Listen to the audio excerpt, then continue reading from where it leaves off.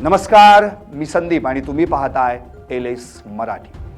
कोणतंही लग्न उरकून माघारी फिरणाऱ्या वराडी मंडळींमध्ये एकच चर्चा होत असते, ती म्हणजे जेवणाची।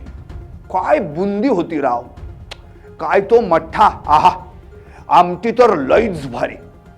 पण इथं नाशिकला जाऊन आलेल्या वराडी मंडळींमध्ये एकच चर्चा रंगली आहे, जो तो एकमेकांना एकच विचारत सुटलाय। ऐकायचंय? मग ऐकाच।